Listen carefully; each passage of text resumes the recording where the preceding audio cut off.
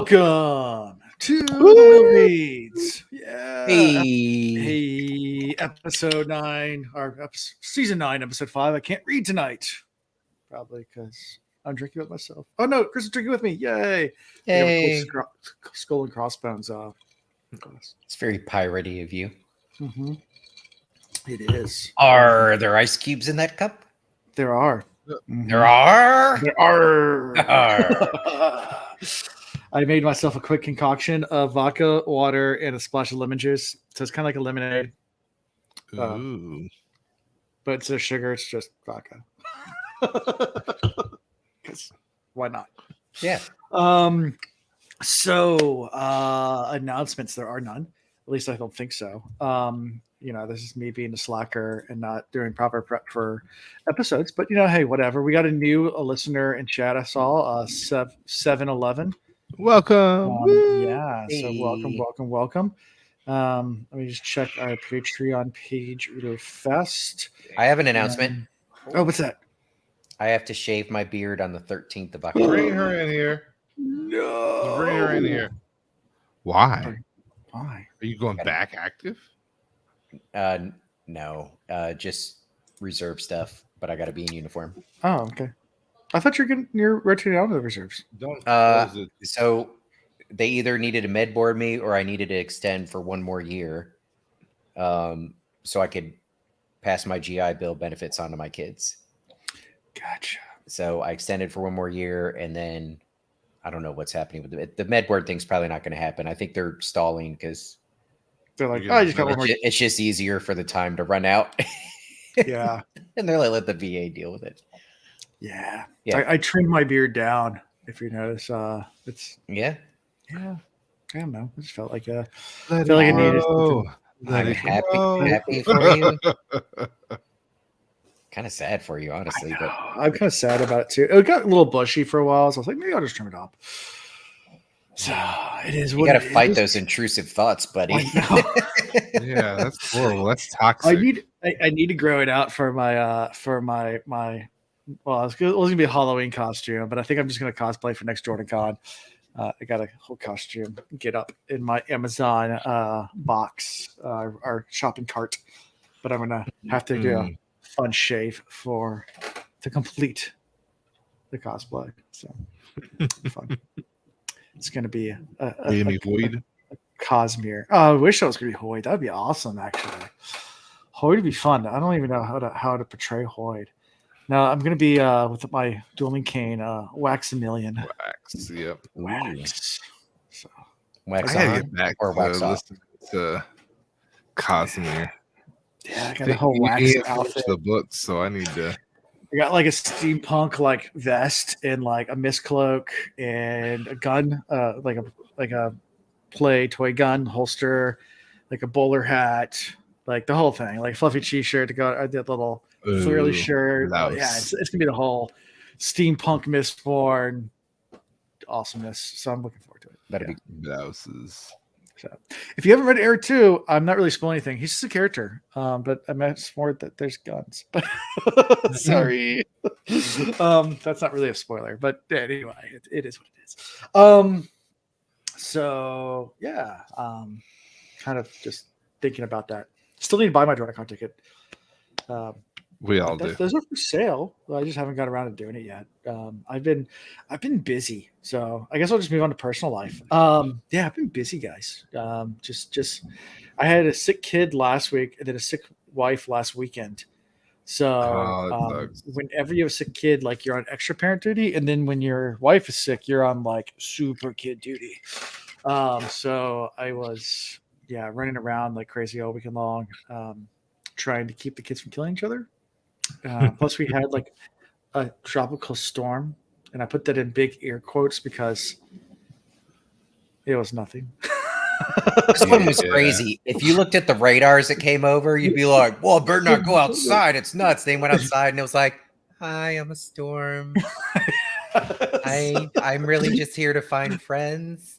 And my kids were so excited about it. Like, there's gonna hurricane's gonna hit us. And I was like, I'm sorry to disappoint you kids. We get that once in Virginia every year where we make a mad rush to Walmart to stock up on everything. It's weird. It's a tactic to boost the It economy. barely got named. All right, let's be honest. Yeah. Like they give it a We'll call this sympathy one name. Lewis. Yeah, it's like Ophelia. You're fine. I fine. barely Ophelia as you came across. That's what she said. Oh, Yeah, I mean, well, normally in our area, the biggest threat is the flooding and the surge and the tides and all that, and that wasn't too bad. Like the really low-lying areas, yes, they flooded, but no more Except for than a where heavy the fire rainstorm. hydrant popped off on Jefferson. yeah, That's just due to poor maintenance and civil engineering. Like, that's because you think our government's been maintaining those properly? Come on, Chris. Oh man, yeah. My boss lives in Pocosin, so I just gave him a hard time all last week. I was like, Yeah. "Get ready for the flood, buddy." Yeah. If you guys don't know underwater. anything about Hampton Roads, Pocosin's this little tiny small town that is Island. underwater whenever it spits like rain. Like it Yeah. it would just flood. It's next to the sea and it's below sea level, so there you go. There you go. Yeah. Why they decided to build houses there and actually like build really nice mega mansions there, I still to this day have no idea, because literally it's named Pocosin, which in Powhatan language means swamp. Yeah. Yeah. Look at that marsh. What are we gonna do? Let's build a let's- fancy let's- neighborhood over it. Yeah, let's just build really Do big it. houses and fill the land in, or fill the swamp in with On land. slabs. What On could go wrong? slabs. What could go wrong? Yeah. Yeah. And they wonder why it floods all the time there. But yeah, so good old Pocosin. They really found gold there. It's- This is the same 4 families. They just keep well, no, it's reproducing. gotten better. Back 20 years ago, 100%. It was like super like redneck. Now it's like Yeah. posh and like the place to like move to, and it's Oh yeah. not I mean, you still have the old families Yeah. there, but Well, when we talk, so there's old families, as in land grant families in Dandy, Seaford, and Pocosin. Mhm. In this area, this land was gifted. This is before the Revolutionary War, before there's the United by States the of America. King of England. By the King of England for going over here. Here you go. Here's your gift of land. And there's a land grant road in Dandy, and that property has been in that family since late King of 16, early England. 1700s. Yeah, Mm. long Yeah. time. Get some of those old families Shack affords. So there's old money. Yeah. there. Some of it's not really that much. Dandy, yes. Some other areas not really Right. wealth. It's not all like that. they're old families, but not really wealthy families. Yeah. Yeah. But We've anyway, been crabbing out here for 6 generations. yeah. 16. I'm not gonna talk about the watermen. They're Mm. well, they don't have internet, so we can talk about them. If you make friends with them, it's entertaining. They're good people They are, in their own special way. in their own special way. If you can understand them. Well, I'm in the northern shores. I know exactly what you mean. Yeah. Oh yeah. Yep. Good old Quasi. Oh, North Shore. Yeah. Yeah. Yep. So, anyways, Ian, yeah. So personal life, yeah. Got a tropical storm. Kids were excited about it, and we're let down. Other than that, just Good been, lesson for them. Disappointment. Yeah, disappointment. It was a good lesson. We because it was raining, like they didn't go outside, so like we watched some TV, we watched some Star Wars, which was fun. Yeah, that was my weekend. So nothing really too fancy, nothing special, just living life, but busy because I had to run around chase kids all day long, and then by the time I'm done, I'm exhausted and don't want to do anything else. So there you go. There you go. How about you guys? What's going on? Nothing too fancy. Work, and then I get off work, and then I work some more. Then I get off that, and I do some working out. Yeah. Still kind of, I was halfway joking, Chris and Alan, when I was talking to you about like the struggles of living by myself. I mean, there's reality to that, but I'm still finding that balance of keeping myself busy, but still, intentionally taking time to, continue this journey I'm on to get shit straight. So, Yeah. and some days are better than others.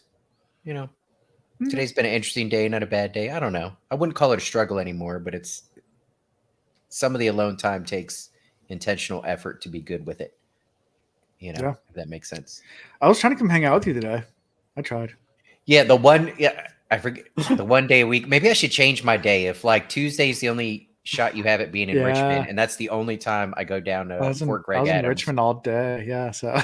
it's like I got done with my appointments and I was like, oh, let me call Ian up and see. He's like, dude, I'm working. I was like, oh, it sucks. What's great is, so as I'm talking to you, I'm in my queue, but there's a lot of other people that come in on Tuesdays, and a handful of them, quite a few of them, live in the area in Hopewell and in Petersburg.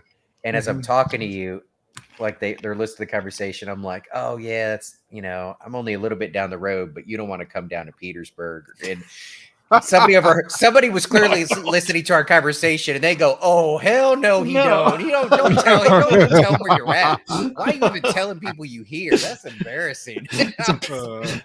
Petersburg. No, there's nothing about Petersburg I want to go to. I'm sorry. I've yet to run into anybody that's like, "I'm proud to be from here." They're like, I need to find a way out." Petersburg's rough. It is. It just keeps you in though. Right. I mean, if Fort Greg Adams, formerly Fort Lee, if it wasn't here, this place wouldn't be here. There's nothing else that supports it except like the government money. So there's a lot of low income. Oh no, there's a lot of old black churches that keep the community. Well, there is. Yes, but there's nothing else really that's bringing in money to keep things going. The federal money that comes in with people's pay and everything like that, it gets kind of passed 460 runs through there, right? Close-ish. I don't even. But people just drive through. They don't stop. I think it kind of goes around. No, I think you can see it. They go skirts around. Like, no, we're just going to Windsor. Let's go to Lynchburg. This is great. What is that over there? Oh, never mind. Just keep going. Just keep going. Do not stop there. Anyways, but I thought it was funny as we're talking. Multiple people over here in the conversation. Oh hell no, don't bring down here. He don't want none of this. I wasn't in the nicest neighborhood in Richmond either, so not the worst, but not the nicest. It's semi rough around that area there.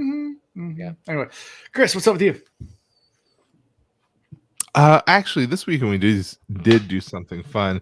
So Chanel's youngest sister is getting married next year. Ooh, fun. So we had a congratulations for the engagement party for her. Even though the engagement was a few months ago, we finally were able to celebrate that. And she announced that her wedding is going to be on 10/26/2024. So we'll share the same weekend for our engagement, essentially, because we're 10/22. She'll be 10/26. Okay, cool. So pretty neat. Yeah, it was dope. Like, we threw a heck of a party. Is that the med student sister, or was that? No, that's the middle sister. She'll never get married. Okay. She just has that. So we got into that too. So I I'm new to the family, 3 years in and everything, but I'm pretty good at filling out dynamics, and so. With that sister, she likes to dictate and then sit back and watch things revolve around her. And I'm like, I'm not I go completely against that grain, even though I like to dictate. It's probably we're so very similar, but we're also so very different. Because I don't mind dictating as well, but I'm also gonna get in there and get it done. I will tell you what to do, but I'll be right beside you doing it. I'm gonna lead you through it. She is a manager. She's just like, I'm going to tell you what to do, and I expect it to be 10 times better than what I wanted it to be by the time you're done. Oh, wow. So, see, I dictate different ways. I'm like the devil on the shoulder, like, you should totally do it, and then run away and watch. That's how all of our good stories happen. Everybody else is like, yeah, no, and Alan goes, fucking do it. Do it. It's so true. Every time. I think I told you guys that Chanel got baptized, not this past Sunday, but the Sunday you before. Yeah. So then we started, we're doing some of the classes and stuff at the church. So that's been pretty cool. So enjoying the fellowship and really getting back into the church. I like, they don't have a choir, which kind of stinks. The new contemporary churches are fun and they're great and they have a great story, but I miss the choir. I miss the hymns. I'm this 86-year-old white woman on the inside. Yeah. The hearse too, the beautiful hearse, not the hymns and the hearse. The hymns and the hearse, sure. But anyway, it was a cool weekend, and then we just got off of a 50. I think we finished at 53 hour for fast. Okay. So we're pushing ourselves a little bit more each time, Keep it trying up. to make it to like 72. Yeah.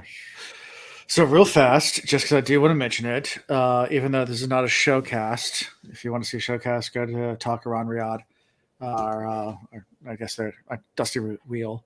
There's a bunch of YouTube and podcasts out there that do stuff about the TV show. But yeah, there was a pretty good episode last week. You know, Hard hitter. yeah, I feel like the episodes are definitely improving every single week, and this one was emotionally damaging. I had a panic Emotional moment damage. during this one because I was like, how are they going to wrap this up in one more? Because I thought this is episode 7. No, it's not the and I- penultimate. Yeah, penultimate. But they yes. still got a lot to do in 2 episodes if they're do. going to get to where I think they're going. And like to see the struggles that the characters went through in this episode, and the hurt and the pain and the deception, and there is a lot of meat here, Mm-hmm. and I just don't see them like. I just, it's a poor analogy. But there's areas that give a little faith in their ability to do it, though. But before the show, Alan was talking about the progression of Egwene and the conditioning and the torture and how they were trying to get her to break. Look at what they were able to make you feel for her character in a very short amount of time. Oh yeah, Like just that, using that picture, and Egwene having, she's very stubborn and she's trying to resist and eventually breaks. And like, if you think about it, they fast forwarded through that very quickly, but you felt every bit of it.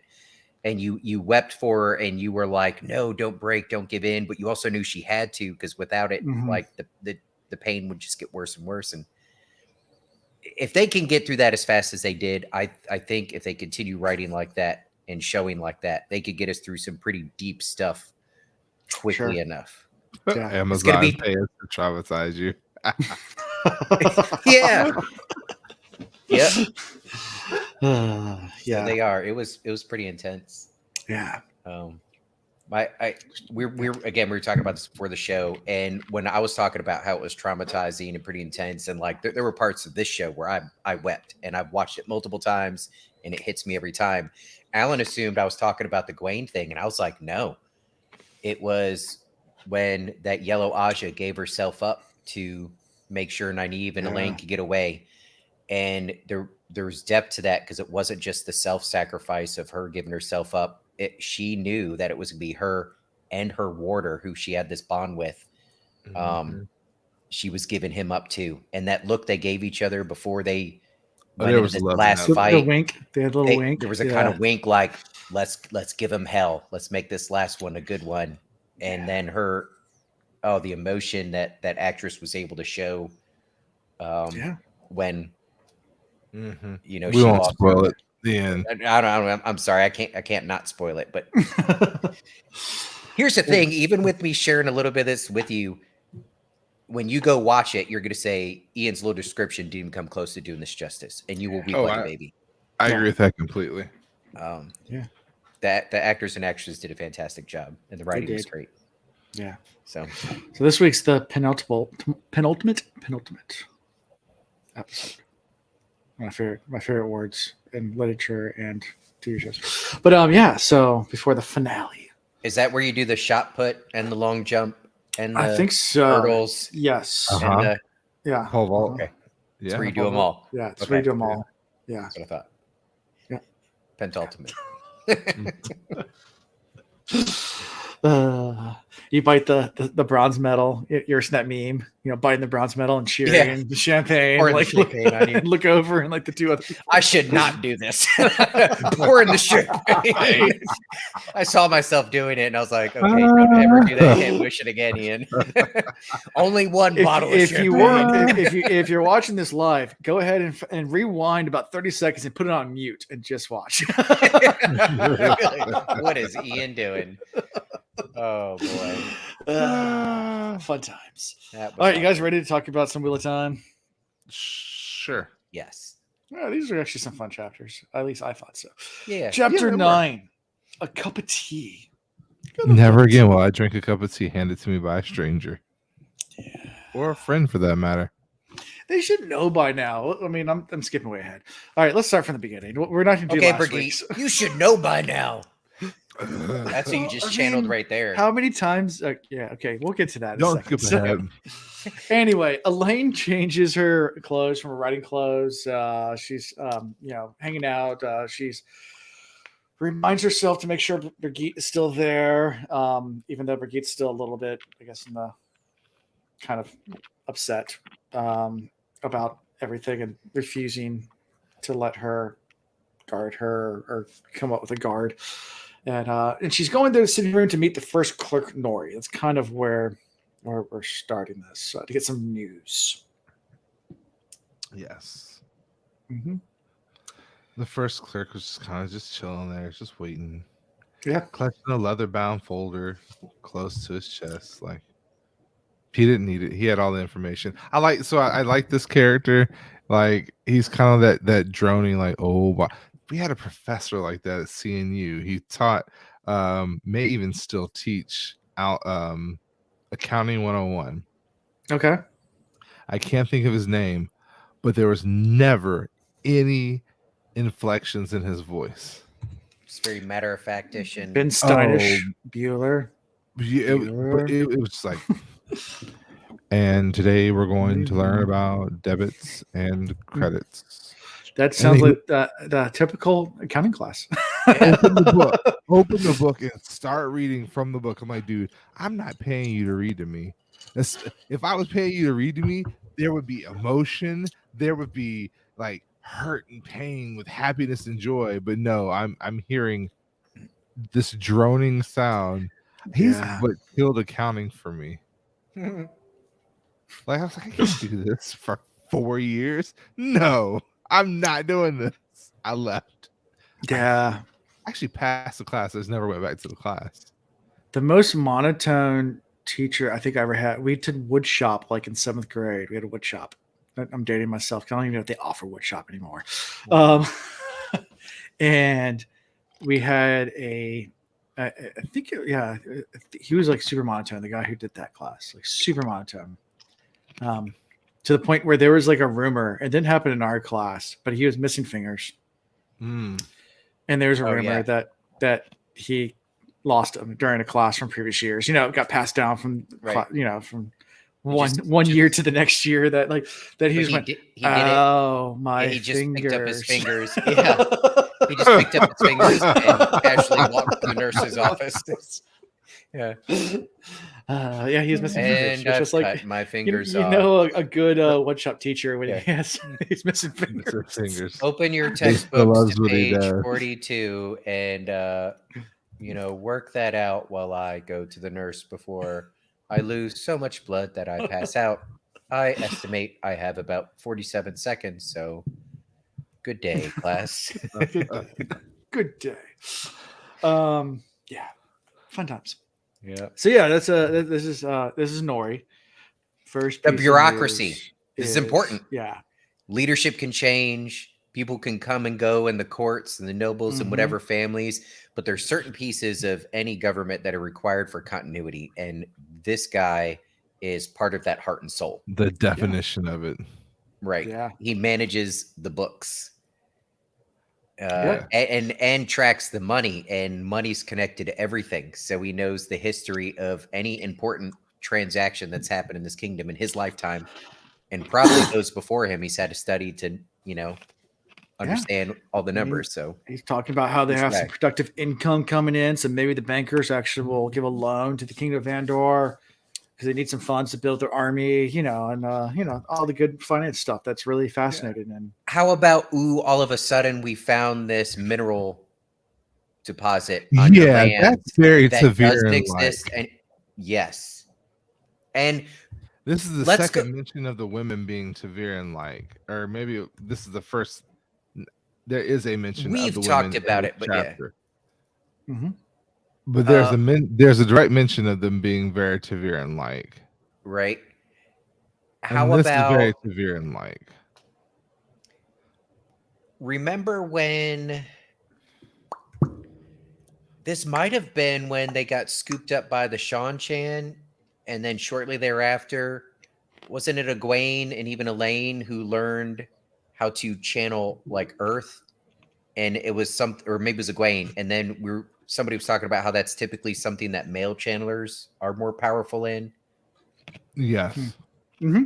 Uh, It was Egwene. so I know, like taking a giant leap here, but like, Egwene, but Egwene's not in Camelin. I don't know. I just started thinking about that, and like maybe somehow our female channelers has something to do with this magical appearance of. Although, okay, now as I'm thinking out loud, hold on, wait. As I'm thinking out loud, it's typically a male channeler thing to be able to work with Earth. At least They're I normally think stronger. They all can do it. They're typically stronger in that. Right. But we've had all these male channelers around the Ashaman. Maybe somehow they've affected it. I guess what I'm getting at is it's not like it was there and then, oops, we just discovered it. I feel it's more like it was deep and somehow it has risen. Like there's something. All right, you know what? You know what, Alan? It's not a conspiracy theory. I don't believe in coincidences. That's what I'm getting at. Oops, we stumbled upon this massive deposit. Yeah. There's more to this. I am 100% with you. Like it's even of the highest grade that they've seen in the longest time. Like it is way too coincidental. The will weaves. And don't get me wrong, y'all in the chat. I like Master Nori as well. Like he is very much, like Ian was saying, a pillar of society. Yes. And so, he's giving her the rundown as if she was the Queen of Andor. But at the same time, he's only doing it because there's no other option right now. And he's doing what he knows. He's very much a black and white kind of guy. Yeah, it's like he's hedging a little bit, and not hedging. Like he has to present this to somebody because he's not the decision maker, and he doesn't want to be. He does provide information in a way to maybe influence decisions a little bit, and even with her, he gives a little bit. He nudges them in the direction, right? But he doesn't want to be the decision maker. And right now, Elaine's not full on in that seat. She's the closest thing to it. She's the highest bidder right now, So, yeah. So the next bit of information there. Oh, I guess before we move on, do you think alum is aluminum? I do. I think so. I mean, that's what popped in my head, but also this is a make-believe world, so it could be. Where peaches are poisonous. Right. I thought that was hilarious. And the pit of the peach is super poisonous. It's the worst. It's the worst. Anyway, we'll get to that point. So the next topic that's brought up is the Dragon Reborn, that Elaida has made a proclamation that is offering protection and guidance. And Nori thinks, it's just that Rand will probably going to go kneel to Elaida. Yeah. Elaine's like, nah, I don't believe that. Elaida has as much chance as a goat in a court ball. He pronounced an anathema on any who approach him save the tower. It is wise to be wary of Tarvalon's anger. So she makes the statement that she knows that this guy knows that she is, an Aes Sedai and in cahoots with Aes Sedai, and he assumes that she's going against the tower, but at the same time hopes he can softly persuade her to fall in line. I don't think there's anybody in Camelin, in Andor, that represents this kingdom that is interested in them falling in line with anybody. I get the feeling that they're a very independent, and they all respect in the sovereignty that they have. What I think he was doing here was, it was kind of like a nod of, look, I recognize that there's some issues going on amongst your Aes Sedai folk. I'm not trying to get in it and pick sides or support you or not support you. What I am suggesting is there's something going on here with the White Tower Aes Sedai, and it would be wise of you to respect it, whether you agree with it or not. Like, they're still very much a threat. So don't bring this down on Andor. Don't bring this down on Camelin. That's more the vibe I got. I don't think it was, hey, fall in line with them. It was, make sure whatever you're doing is not going to hurt this kingdom. Okay. I feel like my rants and rambles come out better when I'm drunk. Maybe I should go back to drinking. Yeah, probably. Takes me longer to connect the dots when I'm sober. I hit these white There we go. spaces in my brain, and then I get lost. Oh, it's a real thing. Alum, a colorless astringent compound of hydrate double sulfate of aluminum and potassium used as solution medicinally and dyeing and tanning. So there you that's go. a real thing. So that's a real thing, apparently. But is that what Jordan meant in these books? Sure. He should have gone with saffron then. That shit's expensive. Yeah. You know how many flowers have to be grown to give you like this little bit of saffron? No idea. Yeah, A lot. Fields of it. A whole lot. It's like Yeah. Was it juju berries or whatever up in the Himalayas that now they have imitation stuff, so it's cheaper than it used to be, but it used to be like super rare because you had to go all the hike up in the Himalayas to actually. Yeah. I also want to give a nod to Queen Morghese. Yeah. Yeah, we have Elaine making a point to say that she's going to take over the school and she wants to make sure it's fully funded, and because she wants to make sure that Andor has a future no matter what Rand decides to do. So Okay. I commend her for her forward thinking, and hopefully that these schools will give way to some newer inventions that will be helpful before Rand decides to tear the world asunder. Yeah. That little back and forth there and her thought process, it makes me eat my words from last week.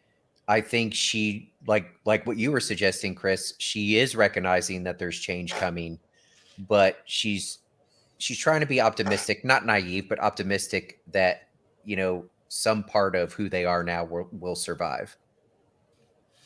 So Agreed. Yeah, I take back a little bit of what I said last week. Yeah. And then the last part of news, there's a bunch of like other news that Elaine kind of dismisses. There's a bit about sea folk ships that are gathering, I guess, in the fingers of the dragon, fighting the Shan-Chant Sea, maybe. Ilion's really quiet. Get a little bit rundown of where all the different royalty is. Queen of Saldea, the Queen of Kandor is mentioned. And then the last piece of news is dealing King Rodran as an army gathering in Lugard, which Elaine it seems almost hesitant before giving, or before he gives, or Nori seems hesitant before giving Elaine his advice. Yeah, was this one of the things that she had intel herself on that she had got from Egwene? Yeah, I think some of the stuff she already knew about, so like Right. she just kind of dismissed it as kind of not important. Yeah, but there were. No, I might be mixing up. I really need to start having the book in front of me again. But there was something he shared with her, and she shared a little bit more info, or like replied in such a way because of something she knew that Egwene shared with her, and it kind of raised his eyebrow. Rodin's aims. He aims at Mirandy itself. The Andorians and Mirandy have accepted oaths from Mirandan nobles in the north, which make the rest nervous. And there's a large band of mercenaries, Dragonsworn really, but Rodin thinks, so yes, that she's aware of. And I don't have my book because Ian has my book. So that I'm not using when we record. So that's doing a lot. I mean, I have another copy of Winter's Heart like up there in my fancy hardcovers that I've never actually opened because I just have the really cool Wheel of Time you can see up there shelf on the shelf, the Wheel of Time shelf. I had the really cool Juniper Wheel of Time covers, but I don't open those. They're all first editions and they're all hardcovers, so I don't. Keep them nice. Keep them pretty. Yeah, keep them nice. I don't use that to reference. Okay. My paperback that's all beat the crap like the rest of my paperbacks. Ian has I got that one. That's the one that's been loved the most. It has. My paperbacks are very well loved. The fact that we associate getting beat with crap with love, I probably should find Let's a fix different that. way. Yeah. Yeah, true. Someone actually made like a video the other day I saw online. It was like a TikTok where it was like there are two types of books. It's like, you know, he shows like the nice like leather bounds and like hardcovers and how they're all pristine, like not opened, and then the paperbacks and they're like torn apart, beat the crap. Like it's Folded back, coming Yeah. apart at the you have seams. 2 books in your bookshelf. You have nice ones, and then Yeah. Yeah. But yeah, you're absolutely right. And then it was really interesting. He was almost putting her to the test to see how she would respond. And she kind of saw it that way, took it that way, and responded with Mhm. the answer that he thought she would or should. So which is like Yeah. do nothing. yeah. Yeah. Well, and Do she left shared town. when she responded back, she shared a little bit more info than she shared with him. So there was kind of a respect thing where he's like, okay, you're taking this serious. And also you clearly have informants of your own out there that are giving you info because that's more Mhm. than I knew or more than I shared at least. And yeah, so there's a little quid pro quo, not quid pro quo, but like some, respect nod given from him Yeah. at this point. Yeah, and it impresses Nori. But Yeah. then he also, after that, he remembers he left out, the fact that the Kyrian nobles are pondering coming to Andor to help Elaine with the throne.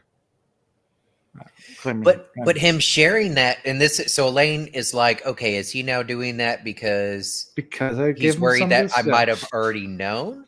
Or is he Mhm. doing it because now he respects me a little more and he's trying to save me from getting caught off guard by this? And we don't really know what the answer is because he's so stoic and we don't really have from his perspective. But either way, it's good for her. Yeah, Well, and then You she know. did a real power move. She's like, I'm gonna have you draft this note to everybody. yeah, Tell them I'm Exactly. good. Yep. I got this in the bag. Yep. Mhm. Thank you to the houses that want to come and run to my aid. I appreciate it. yeah. I'll be there just as soon as I finish cleaning up this here.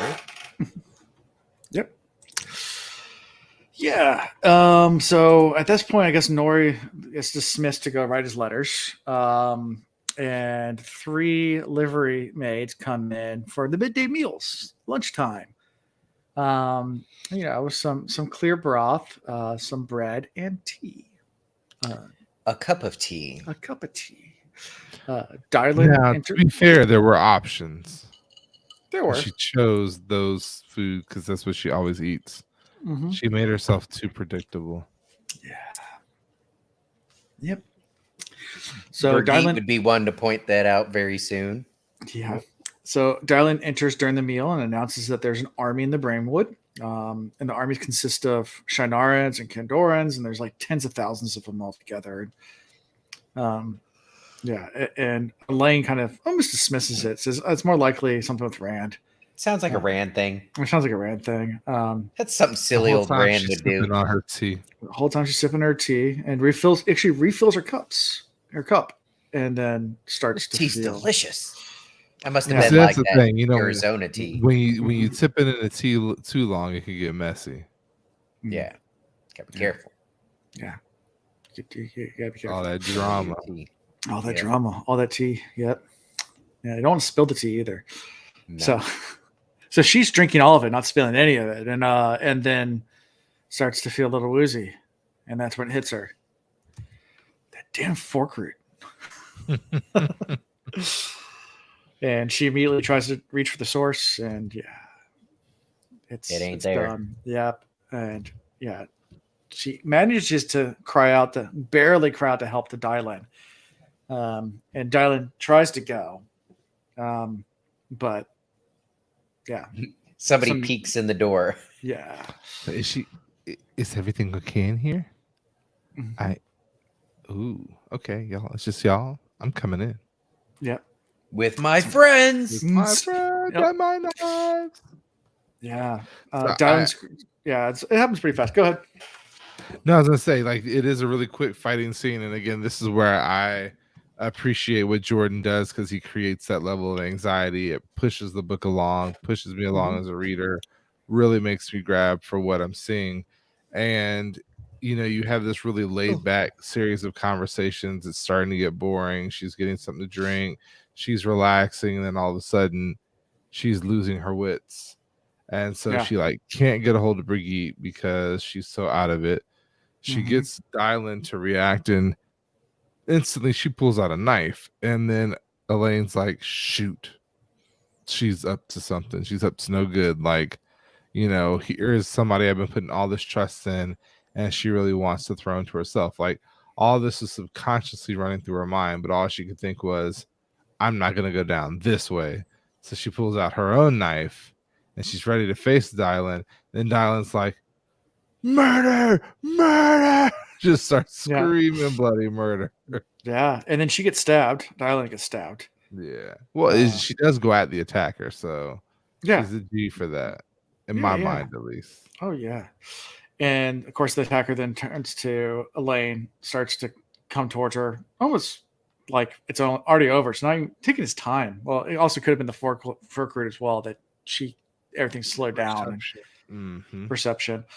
But, all she can think about is, well, if I'm going to die this way, at least I'm going to die on my feet kind of thing, not passed out, falling over and have my throat slit while I'm at least I'm going to stand up to him and try to buy herself time by, maybe, and notice that she's kind of hesitant too, thinking that maybe the fork didn't work and maybe, knew that she could channel. So the guy's really hesitant about approaching too closely, thinking that I might be screwed if she can still channel. Like, so it's this little quick standoff, but then he realizes confident, nope, it's working.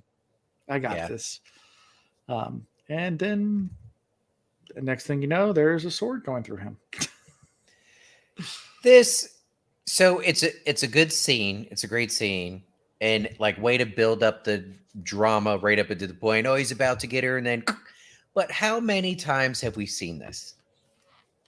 It's a good attackers right about to get him. And then the face freezes. And then the camera pans down and you just see blood start to trickle out and there's a giant blade sticking through. Like, come on. It goes to the attacker and then goes back to Elaine casually putting on her plot armor. Right. Gearing up. Gearing up the plot armor. All right, got the plot armor on. I'm good to go. There we go. I just now I'm not taking away from Jordan. There's so much creativity in what he writes, but it's funny how eventually we recycle and we repeat. As writers, it's hard to write 15 books or whatever and just be 100% original.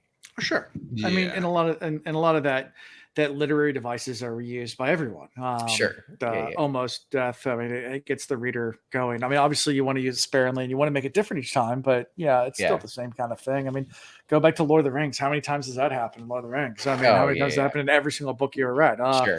Where they should have been dead, but they weren't. Right. The fake death or the almost dead, and then last second some sweeping army comes in. I mean, you think about the Game of Thrones and the Battle of the Bastards, where Jon Snow's by himself pulling out the sword as the charging army, and then all last second, all the cavalry comes in, and it's right. It's common. It is, but so when you read enough, though, it's kind of funny. Like in this particular scene, I know Elaine isn't going to die here. And when this happened, I was like, oh, okay, they're going with this maneuver. They're going with the old knife through the back thing, the sword thrown across the room shtick. So, anyways, I thought it was funny. Yeah. Did you, before reading the next chapter, did you suspect on who the savior was? Because all you saw was an axe-faced man with a white collar of a guardsman. I know we had seen that explanation before, but I couldn't remember who it was from. Together. Yeah. I mean, it was a while ago when we did. But yeah. Yes, I do remember. I was like, damn, that's super familiar, but who is that? And that's as far as I got. That next chapter we get it anyway. But yeah. Yeah. I did complain to Alan when I finished the next chapter that I wish in these sections they didn't reveal it, because even before the girls start talking about how convenient this saving Elaine was, I immediately, as I'm reading this, I'm like, all right, the guy that saved her is when you need to suspect the most. The way this went down 100%. Was just, this is all a setup for future infiltration. Yeah. I don't know. Yep. So, 100%. The minute he got to jump on 3 people, I was like, oh, Nah. Yeah. Bro. Yeah, and as I know we're about to get there, but as I'm thinking this, like, wait a minute, when we get in the next chapters and Brigitte's kind of breaking down how everything happens so conveniently and so luckily, I'm like, yeah, no, this BS. This guy you need to watch. It's what is it? The Among Us sus. Oh yeah, totally. I need to sus. I need to get that meme. Emergency Mer- meeting. Mercy Emergency meeting. meeting. Mercy meeting. It's the X face man. It wasn't me. I was saving everybody. Yeah, right. Yeah, right. Were you really though? Yeah. Sus. Well, she has I no didn't play- idea. I haven't played Fell that game. asleep. Those good old COVID days. Among Us was Yeah. the shit during COVID, man. I Mhm. played the hell out of that game. Yeah. So her last thought is that Brigitte come and then darkness consumes her, and that's how we end this chapter. Darkness imprisoning me. I thought it was that. Yeah. Fade to black. Like Yeah, the I was more thinking Sopranos. of like Evanescence, like darkness, but but you can do that one too. That works. Right. How can I?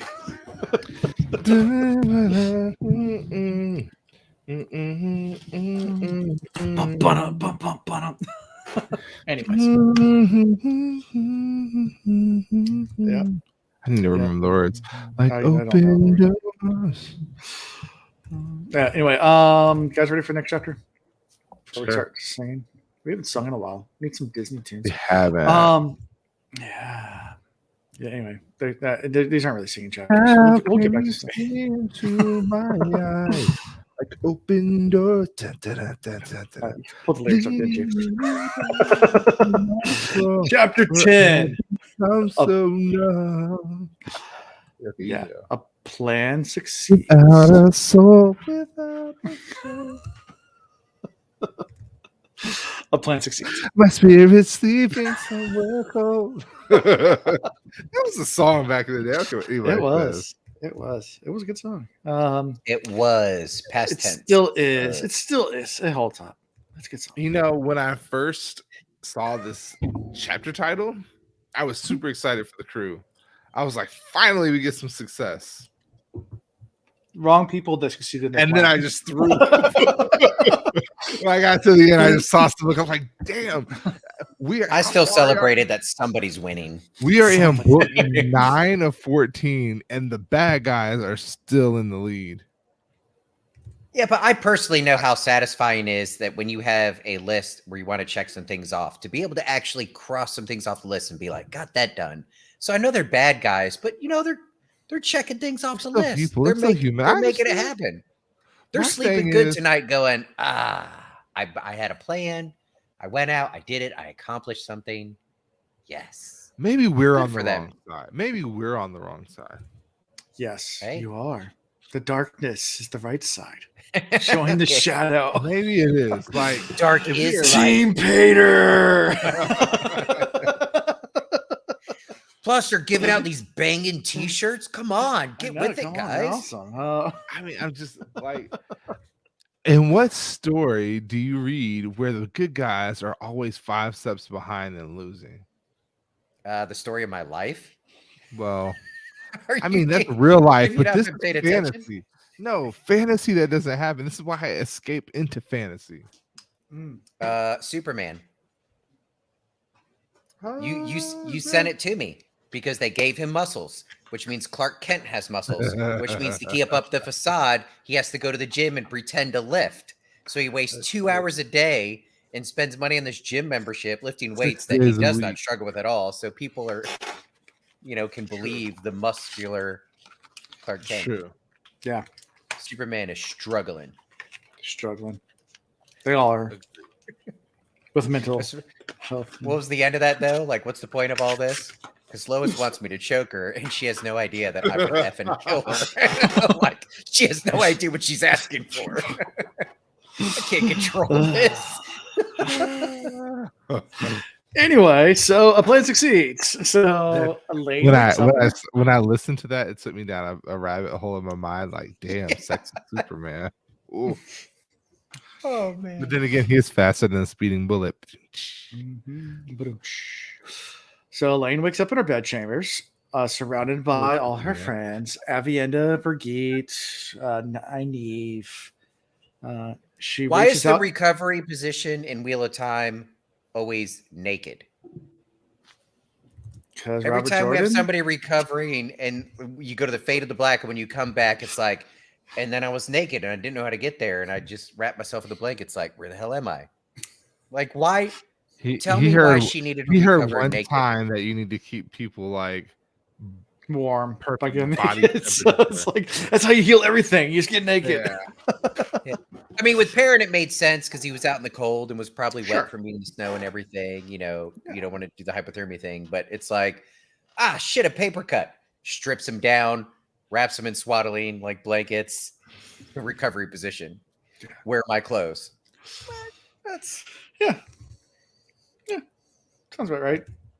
So yeah, so she's naked. She They reaches out were for cider. they were afraid of fever. I mean, maybe she had some cold sweats going, maybe Maybe. getting all the Yeah. toxins out of her body. yeah. I could just see Nynaeve showing up. Like, what do we do? Well, step one, take her clothes off. Okay. Then we'll figure out the rest after that. But the first step is always First step is getting her naked. clothes off. Let me see what we're working with here. Land getaway. Yeah, right. That's totally. Anyway. Next time I get sick, I'm just gonna walk downstairs completely naked. Wife's like, "What the hell are you doing?" Like, I am sick. This is the healing. I do that all. Or if all ever the she time. says she has a headache, you should be like, well, you should take your clothes off. Why? Because that's step one. That's how you. Then that's what? how- I don't that's know. how you- The rest later. Uh, Getting naked is How we're gonna critical. heal the headache. All right. I don't like where this is going. I'm gonna say, I got a headache that you can heal. Apparently, you have trouble with wellness, my dear. Yeah. So, anyway, so she can reach her sidearm. She's happy about that. She asks for Dylan and the guardsmen. She goes right into queen mode and she's asking about the Mhm. people who were engaged, and Right. luckily Dylan has, she's cool, she's fine, and she's like, well, she's proven her loyalty today, and now I have two. Yeah. And I don't even take I don't know. Dylan off my suspect list at this point. Oh no, because she didn't die. Right. How much of this was part of the plan? Mhm. I like Dylan, so I'm gonna say she's a good girl. I'm still going to keep an eye on her, but I'm going to keep an eye on her. That's all I'm saying. I mean, she nearly died. Nearly, though. But did she die? Oh, yes, 7. You're supposed to get naked for Yes, 100%. That's exactly what you're Right. supposed to do. And if you need a doctor's note, my brother's a doctor. He'll write you a note. So at work, just say I got a doctor that told me to do it. Yeah. It'll work. Trust me. I apply this to everything. Even if Alan just hurts my feelings, I get naked. Yeah. And And for people listening to the podcast later, it's like, wait, if I'm supposed to get naked if I stub my toe, and the answer is 100%. 100%. Yes. Get naked, go into a tent, roll up. Yep. Exactly. Yeah. And also, Nynaeve didn't use the one power to heal during her healing. She just used herbs. So, just kind of interesting note there. Herbs or herbs? Herbs. Herbs. Herb. The H is silent. It's like whip. You don't So pronounce disrespectful to the H. It's there. It's the leader of the word in this case. It's not like an H hidden in the middle of the word. I It's always leading the word. I always silence my H's, and my wife gives me such a hard time about it. There's an H there, and I was like, no, you always keep the H silent. She's like, no, you don't. I was like, yeah, your name's Abby. She doesn't like that one. That's my dad. I imagine not. The H is silent. Happy. Huge. Well, okay, so somebody says it's like huge being pronounced huge. Well, not always. Huge is bigger than huge. Mhm. So you drop the H in huge when you're trying to add emphasis. Instead of saying very huge or like the most hugest ever, like think of the most huge and then double it, you just say huge. Yeah. There you go.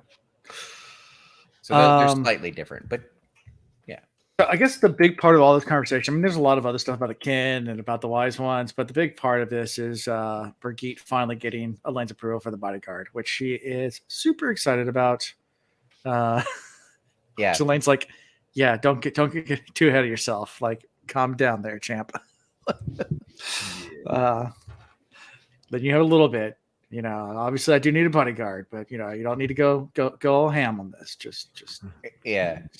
let's, And the negotiation on the numbers is like 20, two married 100, folks, one of them's 10, going out to the bar 2,000. and they're discussing how many beers you plan on having for the night, and the one's like, I'm just gonna have a couple, and in their mind they're thinking a couple's could be like a dozen. Mhm. And they're and the spouse staying home is like, okay, a couple, so 2. I'm holding you to that. I can handle 2. And they're like, I said a couple as in a dozen. I didn't say a couple as in 2. It's a 2-ish, 2 or so. A few. That's why I Did say I a see- few. Did I send you that video of like the guy like leaving to go out with a night for the boys, and like his wife says on the way out, it's like, just remember, come back the same way you left. And like he shuts the door and goes back, and then like 5 minutes later he comes like crawling to the door like to leave, like with his shirt like untucked and like he looks super Crawls out struggling. fine, I'll leave all drunk. What a great loophole. Just leave trashed. Anyway, yeah, so and Elaine learns that Lieutenant Dallin Malar is the guy who saved him, so she promotes him to in charge of the bodyguard as a reward. As a capitan. He's a captain in charge of the bodyguard. When I first listened to this, I went back to, because I'm assuming he's the bad guy. Oh, this is super naive of her. Like, he's getting just what he wants. But then when I listened to it again, everybody seems to be suspicious of him. Yeah. Like very much so. Like it was thick in how they were talking about it. And I was like, okay, wait a minute. Your friends closer, your enemies closer. Right. Okay, I thought I was the only one that caught that undertone. Right. Like, you're right. Go ahead. I say Nynaeve questioned it and then was like, okay, whatever. And then even Brigitte made some comment like, okay, so I guess you know what you're doing here. Fellow, though he smiles a lot, mainly at women. He pinches several girls, and he tumbles 3 or 4 a day that I know of. Like, he's a hoe. You know you can't turn him into housewives. No. Nope. Or husbands for that matter. I mean, I really do feel like they know something's going on with him, but they don't know what. And so they're also using this as a tool and as a tactic to say, hey, something went down. We got it taken care of. This man's the one that did it. They're using him for their propaganda tool. Yes. Like there's a little bit like to advertise the attack. Sure. But they also want people talking about it. They were intentional and not mentioning like detectives do this. So they release some information. They want some information getting out there, but there's a critical piece that they're not sharing. So when that comes up in conversation, they know, okay, these people we have to look into because they knew information that wasn't released. So they were keeping the poison part quiet. So, I mean, the strategy's good here. And if they suspected this guy and they just brought him in now, like they could interrogate whatever and maybe not get information. But if they watch him, they can find out who else he's working with or for, or what his angle is. So as long as they go about this the right way and they do keep a good eye on him, this could be a good move for them. Mm-hmm. It's risky. Yeah. It's still a good move. I agree. I think it's good. Okay. So after all of this, they hear, I guess, the gong of the palace tower, I guess, or something. It's not really a clock. It's just like the change of the guard or something. The bells. And oh yeah. Got to remember, we're supposed to go meet Egwene tonight in Tele'aran'rhiod. So let's go to sleep, guys. Because, that's what we always do in these books. Whenever things are going crazy, like, time to take a nap. Let's take a nap. Go to sleep in the middle of it. Yep. But she's not lay tired because she just got up from a big nap. But they give her tea. So she drugs some drink. She gets drunk. She gets drugged. First, they try to drug her out, right? And then they give it to her, and she's accepting of it because they tell her she can go to the dreamscape. Yep. So yeah, and they do agree to have a bodyguard, Avienda, insist on staying and to watch. Yeah. Um, In this I back and mean, forth, good. go ahead. I was gonna say in this back and forth, it is worth noting that Avienda was one, she stuck up for Nynaeve about how she did the healing with the herbs herbs. and not channeling when she didn't know 100% what she was doing.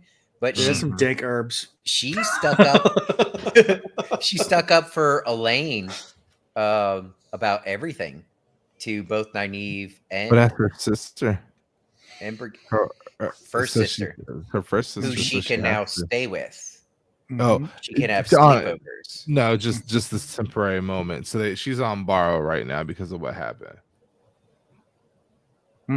I thought it was a first sister thing that she now can. I mean, she can now stay with her because she's a first sister, but she's also supposed to right now be with the wise ones learning, and they Sure, just sure. let her go there for a few days to help make sure safety was established, because at the same time the wise Right. ones know they're supposed to be keeping her safe, and this is reflecting negatively on them as well. So they're Yeah. playing the game too.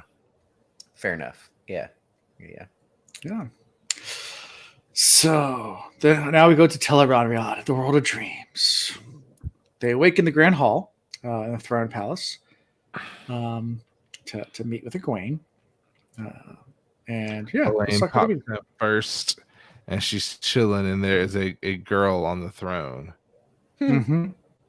Yep. And it makes me wonder, like, is she the snake? Hmm. The girl on the I, throne? yeah, I remember I'm hopping forward to hop back, but Yeah.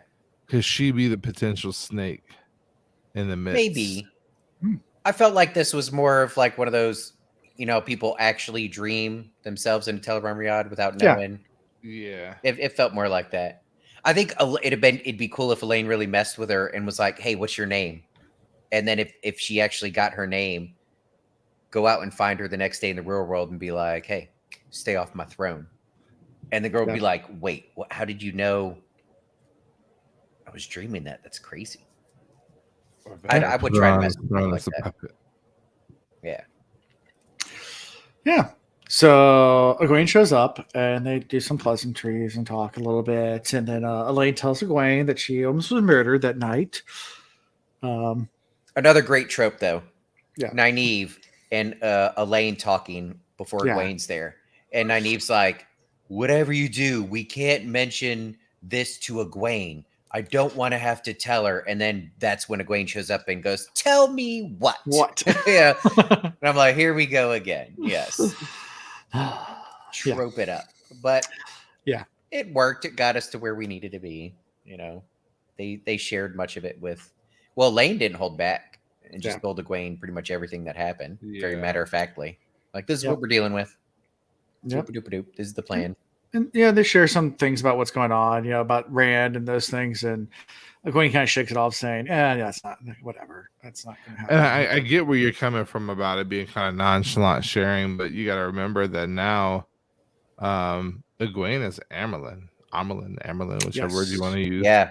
So she doesn't have to share where they are sharing, because it's their duty to make sure that their Amerlin is well informed. Mm-hmm. Yeah. And she could often pull rank, but she chooses not to. Yeah. And kudos to Egwene. I think that's smart. She has to, even though she's sitting at the top in the power structure of, where she exists, you gotta have some people that you keep in your peer circle. I mean, it's risky just trusting your own brain and your own thoughts and your own perspective and your own point of view. Mm-hmm. It's good to have other people in there, and she's got a good group of folks that she trusts with that. It's small, Sure. but it's important. Yeah. And wait, I just lost my notes. I was clicking off something else. Yeah, and also You're clicking off over there. Gets the news about Van Deen being no closer to finding out who the Black Sister was that killed her sister. Yeah, Egwene says that we should join her in Mirandy. Um, Yeah. yeah, it just kind of goes on about sitters and how the issues they're having and what the kinswomen and all the good stuff they're catching up on. Yeah. And the fact that she's planning on using the white rod as soon as she gets it Yeah, back. that's what. They're like, no, don't do it. It cuts your life. Yeah, they're like, What once the sisters is Egwene's motivation there, or is that something she's being conditioned to do by whoever's She controlling her? understands that being Aes Sedai is being defined by being ruled by these 3 laws. Mhm. See, It's I go like the back fourth, to fifth that time oath it's been brought rod, up. being much more than just the 3 oaths, and that the oath rod was something that was worked in there by the Black Aja early on, or Darkfriends early on, or there's some evil purpose there. So since I still firmly believe that, and now Egwene is still like, we must have it, but we also know Egwene is under the influence of somebody. Like, remember the head massage thing? Mhm. Am I imagining this? No, you're not. She That definitely happened, right? There's someone influencing her. Yes, Okay. they even And ask about her because they're like, are you getting much sleep? And what about the massages you're getting? Like, shouldn't that be doing the trick? Yeah. yeah. So I feel like that's where this sudden insistence on we need to swear as soon as we can. Yeah, there we go. Yeah. Hallmark. Yeah. Halmina. Yeah. Yeah, because Yeah. that oath rod is Hallmark. how whoever implemented the oath rod, like that's how that person controls them Yeah. or limits their ability or whatever. Mhm. Mhm. It's not a good thing. No. Yeah. But then I guess Gawain doubles down, saying basically, well, if you don't want to swear the oaths, it's fine. You don't have to be Aes Sedai. You can undo the oaths. Any Aes Sedai can. We're gonna bind the kin to the tower, and you just become part of the kin. And since kins are ruled by age, even if you're Aes Sedai, you'll be lower than anybody else there. And Mhm. it's up to you. Do you want to Yeah. be low man on the totem pole? Go for it. Nynaeve's like, Um, I just want to be where I could do what I want, but be in charge of everybody. Yeah. Right. But then their conversation's cut short because a mysterious man. That looks a lot like Rand. Looks a lot like Rand. Could have been Rand's mean uncle, they said. I Dressed kind in of a thought it Shinar. was Rand Mhm. at first. But he's definitely there. He's not just accidentally there because he stays in too long. They notice that, and they try to follow him down. And he runs, and you can hear him run. And It could be Rand from a different universe or a different turn of the wheel that learned how to travel to different times. Time traveling Rand. Ooh, that would be fun. Tam taught him his secrets of time travel in another universe. Right. Was that a ukulele? What? Was that a ukulele? That's my Dylan King. Oh, gotcha. I thought you were about to play us a tune. No, it's not the Cosmere reads. The Cosmere reads, we do that now. Oh. If you've missed that, Will found his old recorder from when he was in elementary school. So he he's been fell off. playing it in the middle. In the middle of episodes. Is that It's how you great. control the Oompa Loompas? Exactly. I'm trying to get him to learn the shitty Titanic. So. The really bad version. That's my Pimp Cane. There you go. Yeah. I don't know what you heard about me. You can't get $1 out of me. No, sir. So, anyways, so Rand's uncle's there, and they try to chase him down, but he gets away. And then someone else is there too from the other side. I might be the same person. They're not really sure, but I think it's 2 people that are watching them now. All you hear Let's is click. Click. Yeah. The Well, door we kind of clicks. know it's 2 people because there's a third person hiding in the shadows, and she mentions 2 people watching, though. Yeah. 6 of them. So Yeah, there's people everywhere. They think they're being secretive with their meetings. No, everyone's watching them. But I'm sure the wise ones are still watching from a position where they can't be seen because they know these meetings happen. Yeah, I'm sure everyone's Yeah. watching. The wise ones on Gawain's side, the wise ones on this side. Yeah. Yeah. But who's like the ultimate peeper? Is there a peeper that's peeping the peepers that are peeping the peeps? That caught a God. peeper that are chasing the peeper, but somebody Watcher? peeped that? The Watcher. But what if somebody's peeping him? Ooh. Or her? Hmm. Or it? Bella. Bella! Do I have to? Create Yes.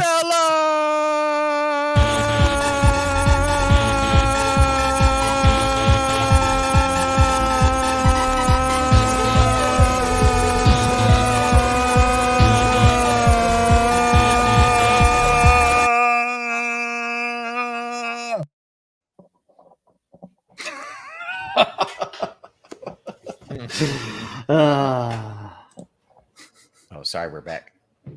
Oh, Hopper. Oh, we need to make a Hopper. Hopper! No. That'd be cool. Just have the thing from the show with like a wolf that's just kind of I need to find jumping a around. clip of it. Yeah. Close enough. Close enough. Who do you think this random guy is? Have we met him before? Is this someone we know? Or are you suspecting? Because Yeah. Elias. I'm kidding. Elias. Okay. Elias looks like Rand. Interesting. No, I'm kidding. Now, who was that dude we couldn't stand that was down in the Two Rivers fighting with Lord Luke. Yeah, Yeah. it's that douche. No, it's not Lord Luke. Lord Luke doesn't look like Rand. Yeah, It's it the does. evil counterpart. Does he? Mm-hmm. I thought, oh, sorry, he doesn't look like Rand. I thought he looked like Lan. Wait. No, Lord Luke looks like Rand. When he's in the World of Dreams, it's Slayer. He looks like Lan. Yeah. Just remember those, they I was shot making him. them one and the same in my mind. Well, no, he shot one. Then Lord Luke had the wound and ran out. That's the last time we saw him, and he ran away. Yeah. Yeah, Run so away, Lord Luke run is away. Slayer. This is from like way back in like It's 10 been a books minute. ago. Yeah, Lord Luke is Slayer. Remember that time where we get Yeah, some we figured that out awesome in Perrin book chapters and then Perrin disappeared for 3 books? It was Like way Matt's back then. doing right now. Mhm. Matt who?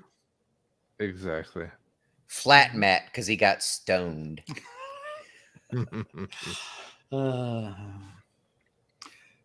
Interesting.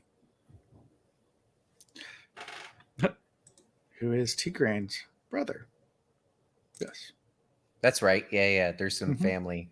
Yeah, Luke was Tigrane's brother, who is Rand's mother. So actually is Rand's uncle. If it's the same Luke. That looks like I'm Rand. my own grandpa. I'm my own grandpa. Anyways, yeah, so that's pretty much it. They end this, yeah. Egwene says that they have to secure the Lion's Round, and they end though. They leave the World of Dreams, or at least we change point of views. Mm-hmm. Yes. And we go on to the All best coming part. Yep. So we get to Assine's point of view. Anyway, she's with Chesmel. You just get a bunch of dark sisters. Yeah. They've all been kind of coerced, so I don't know Yeah. if I They're put them as far as the saying 13 dark. Black Sisters who are with Leandrin, and they're trying to avoid talking about all of that. About Leandrin and everything, and having like little quabbles about everything. Wait, so Leandrin's still alive but being punished, right? Yeah, by She Mugen. hasn't- She's she hasn't trapped been in off the yet. little- Yeah. Yeah. Yeah. That's Trapped in fun. the pyramid world. And then Mogadine has only been around like once to give some very brief orders that were handed down to her from the boss man. Yeah. And so they all think that she pretty much abandoned them Right. because she's no longer in control of her own stuff. Yep.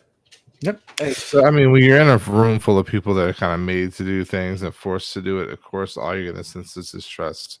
So that's what you hear from moment one through the end.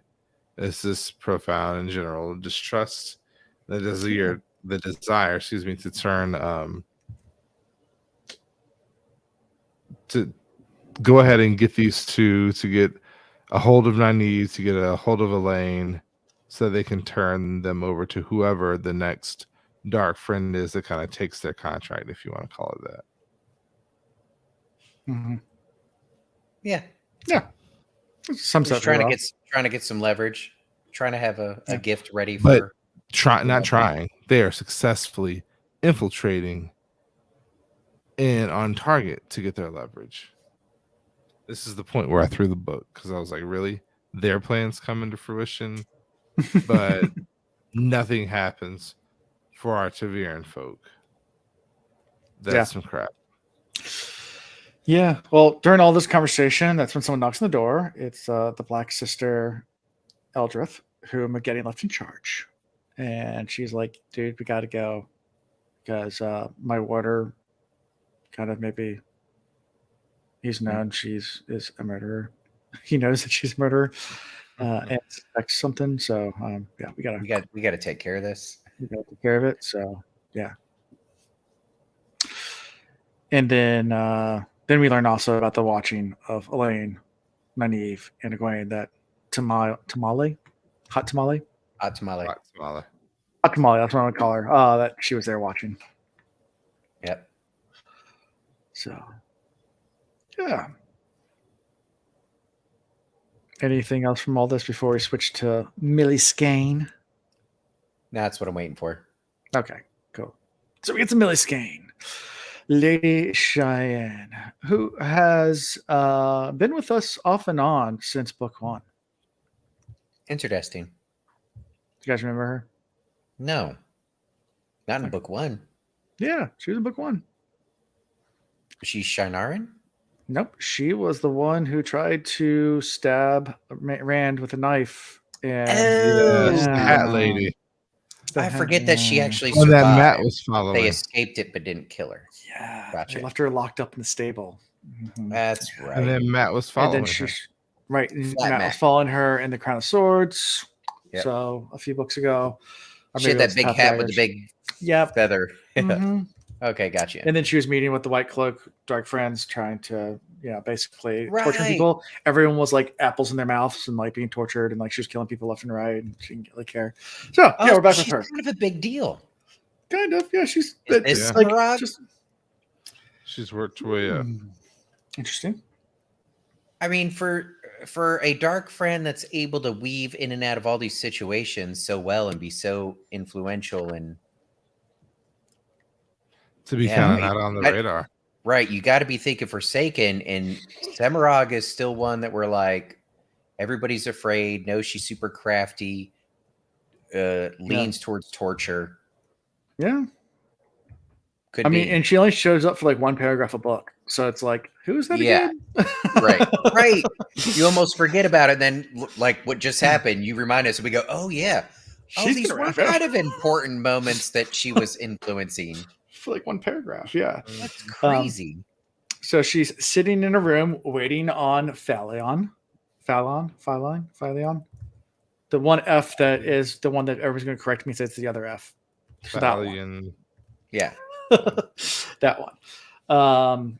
Who is forced to serve her as part of her punishment for her failure in Abu Dar.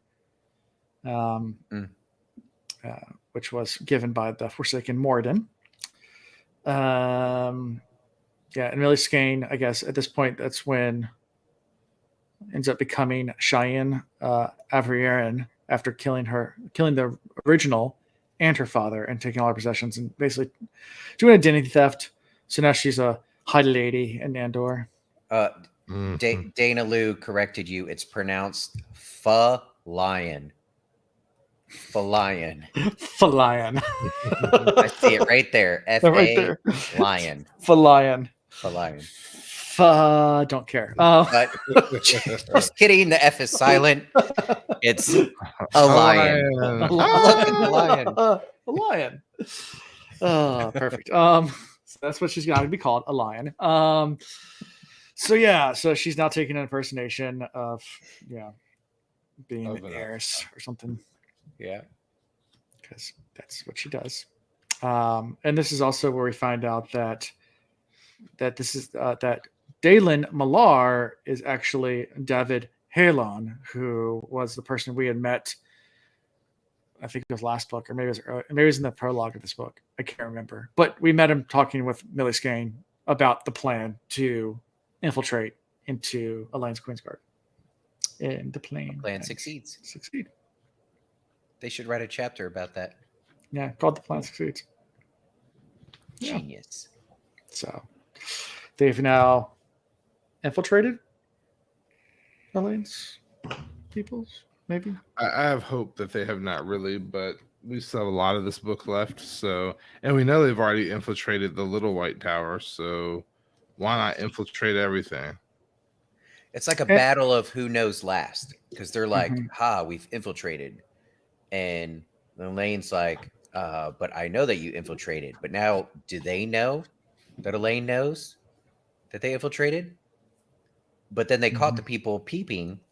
So, at what point will Elaine know that they know that Elaine knows that they infiltrated? So, who knows last and at the right moment is gonna Peter. just yeah, that's the He's gonna answer. come back from the grave. They're gonna Scooby Doo it, pull the mask off, and it's gonna be Pater. Paid her the whole They're like, time. "What? I'd have gotten away with it too."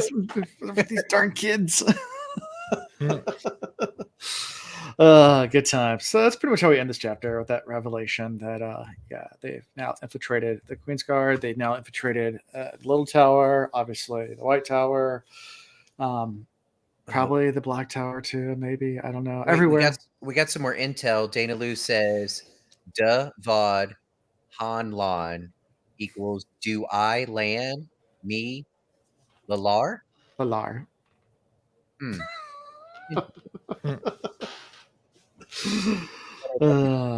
But do they know that we know? They know we know. Oh, they never break that. What is it? The third wall Yeah, or the fourth wall. the fourth wall? Yeah, Mhm. I've. Okay, I say that. Watch a chapter from now. Like Matt climbs from under the rock, turns to us and winks. Hey guys, looks Hey, at the readers. camera. Let me tell you what I've been Yeah. doing for the past month under this rock. Exactly. So that's what we end this chapter. Thoughts? Anything about this whole meeting that you guys want to talk about, or where do you think we're going? Where do we go? Where do we go now? Where do we go? Voting. Yeah, turns out it's not where but who you're with. So who are we going to be with is more important than where are we going to be. Hmm. Yeah. Interesting. And Okay. if they just you know get a Jimmy thing, Hmm. that might solve all their problems. Maybe. Yeah. No. Maybe. No. Maybe. Sure. Favorite character? Let's go. Really, it's the space between. We're just doing Dave quotes. So I was sitting under the table and dreaming. And Matt was crushed. Right, totally crushed. Those stones crashed into him. Yeah. And, The Watchers were there like a satellite. Light. My favorite character is the Infiltrator. He did a good job. That's true. Okay. Gosh, I would have to say. Gosh, I don't really have one. Nobody jumped out at me. I'll do Millie Skane. Yeah, you're just picking a random name. You're just making up sounds and letting them vomit out of your mouth. I like Pha Lion. I'm gonna go with. I like Pha Pha Lion. Lion. Oh, I mean a lion. I forget that the F Yeah, is silent. F silent. It's silent. It's a silent. Yes. Bud Davod Halal Han Lan is Dave equals- Matthews. Yes, There you go. nailed it. There. Yeah. There you go. Every day. Davod Matthews.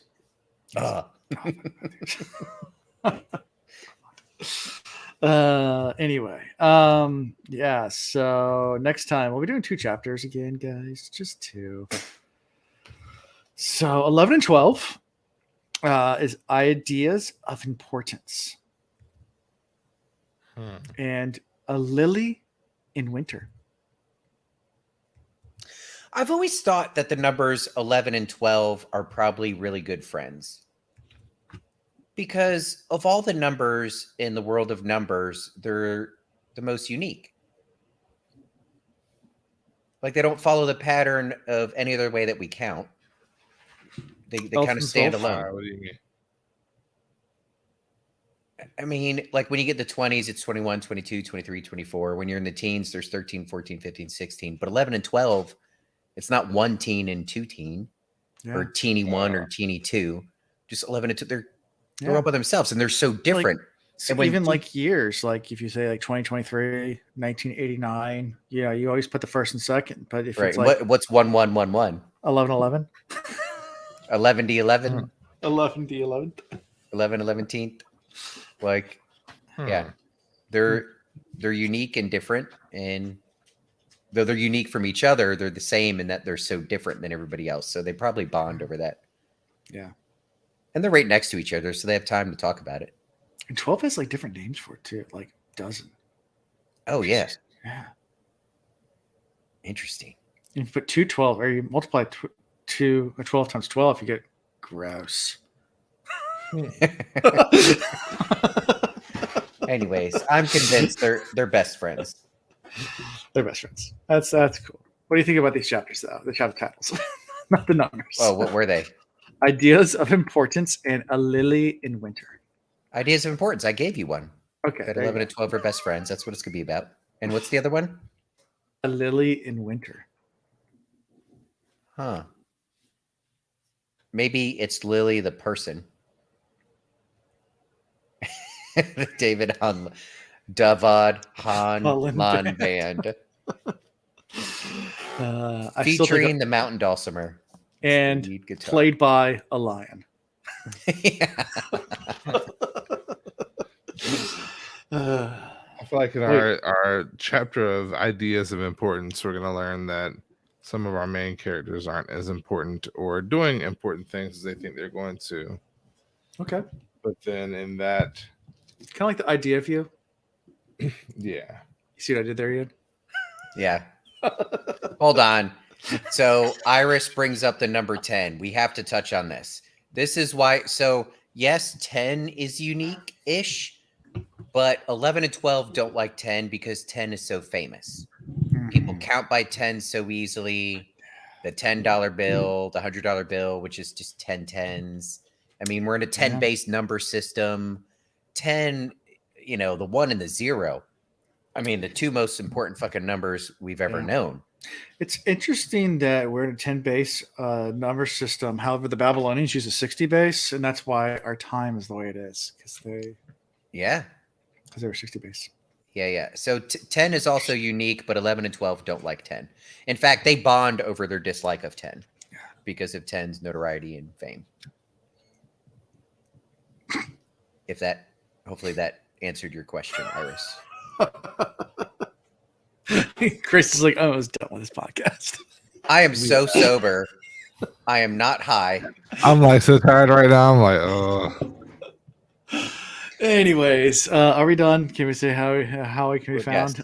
How we can be found is on the website whenever I pay for the hosting, so we can actually have a website. Wait, somebody check the website again. We got to check out. Oh no, it's still down. It's still down. Which is really bad. So I'll tell you, there is a whole Harry Potter group on that's for like people of color, safe space. But there's like 3,000 members, and they are all jumping on Wheel of Time because Chanel shared, because they were talking about the TV show. Oh, wow. She shared the link to a dead. And now they have a whole book reading club around Wheel of Time. And I told them to go, and she told them to read, along with us. And so I've gotten like, hey, I thought you said, hey, what's going on? I'm like, your website's broke. Yeah. That's funny. I'm doing it right now. I'm a liar. I was gonna watch Ahsoka besides doing this. I'll do it right now. But yeah. The problem is like on GoDaddy, you have to go through like so many pages, and I get bored. I'm like, I don't want to do this anymore. That's the ADHD talker. 100%. Whoa, it's like shaking right now. Okay, I can't be streaming while doing this. I promise I'll do it. So in my wallet's upstairs. So never mind. It'll happen tomorrow. Next week on the Will Reads. Next week on the Will Reads on the website. All All right, all of y'all listening, direct message Alan throughout the week and make sure he gets it done. Shame Alan into doing this, Chris. Oh, Yeah. You're shaming me into actually going. The problem is, like, I put my wallet on my nightstand and come down to this recording, and it's upstairs, and like I don't want to go up there because my wife's sleeping now, and then I'll wake her up. It's a whole thing. Like, it's just not happening tonight. And with everything that Alan has shared that he's been like kind of going through in life, not that it's horrible, but a lot of changes, transition, struggle. If we were to everyday message and be like, Alan, you're fucking up, he'd be like, yeah, I know. Like, Alan, you need to get your shit together, fix this. He goes, no, I do need to. And no, today's not the day to fix. Today's not the day. Yeah. So, like, I don't think you could push him into it. I will go get my wallet and pay for the site at some point tomorrow if I remember. Send reminders. Yeah, Alan, you're letting us down. Yeah, probably. Yeah, that's I'm probably doing a little bit. Alan already talked about this on Sunday on the Cosme Reads not paying for it. I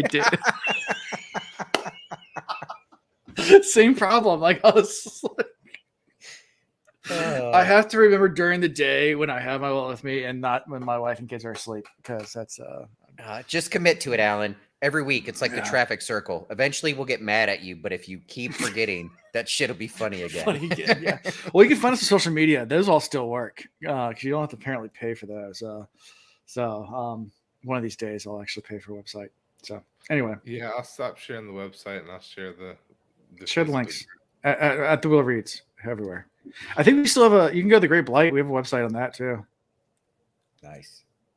Somehow I thought those were connected. They used to be until I made my own website that now doesn't work.